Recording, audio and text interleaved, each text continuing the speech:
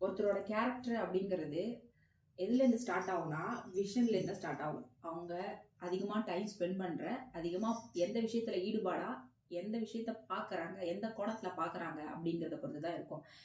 இது எப்படின்னா, நம்ம இப்போ குழந்தையா இருக்கும்போது எப்படின்னா ஒரு ஒரு எக்ஸாம்பிளுக்கு சொல்கிறேன்னா, நம்ம ஒரு சொசைட்டிலேருந்து சில விஷயங்களை உள்வாங்கி நம்ம இதுதான் நாமன்னு ஒரு ஃப்ரேம் பண்ணி அதை திரும்பி அந்த சொசைட்டிக்கிட்டே வெளிப்படுத்துகிறோம்ல, அதுதான் அந்த கேரக்டர் அப்படிங்கிறது. இந்த கேரக்டர் வந்து தனியாக ஒரு மனுஷனால் உருவாக்க முடியுமானா முடியாது. இந்த கேரக்டர் அப்படிங்கிறது அவன் லைஃப்பில் என்டர் ஆகிற எல்லா மனிதர்களையும், எல்லா விஷயங்களையும், எல்லா அனுபவங்களையும் பொறுத்து தான் அது இருக்கும். ஸோ இது எப்படி சொல்கிறதுனா, ஆனால் அந்த காமன் ஃப்ரேம் இருக்கு இல்லையா, அந்த ஃப்ரேம் வந்து எப்பயுமே காமன் தான். ஒரு விஷன், இந்த விஷன் வந்து தாட், திங்காக மாறுது. இந்த திங்க் வந்து வேர்டாக வெளியாகும், வேர்ட் ஆக்ஷனாக மாறும், ஆக்ஷன் ஹேபிட்டாக மாறும், ஹேபிட்டு பிஹேவியராக மாறும், பிஹேவியர் தான் கேரக்டராக மாறும்.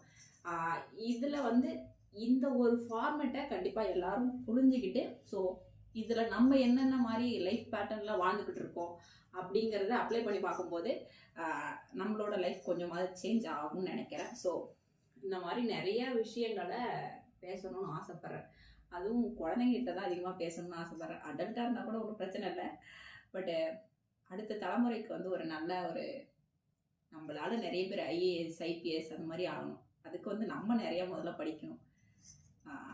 ஓரளவுக்கு அது எப்படி நான் சொல்கிறதுனா, ஒரு ஐஏஎஸ், ஐபிஎஸ் ஆகிறதுக்கு எப்படி ஒரு எழுத படிக்க கற்றுக்கிறதுக்கு ஒரு ஆனா படிக்க சொல்லி தருவாங்கல்ல டீச்சர், அந்த மாதிரி ஒரு ஐஏஎஸ், ஐபிஎஸ் ஆகணும்னா இதெல்லாம் வந்து நீ ஃபோக்கஸ் பண்ணணும், இதெல்லாம் பேசிக்கான விஷயங்கள்லாம் தெரிஞ்சுக்கணும் அப்படிங்கிறத சொல்லித்தர லெவலுக்கு என்னால் ஆக முடியும் நான் நினைக்கிறேன். ஒரு வழிகாட்டுதலாக, ஒரு கைடன்ஸாக.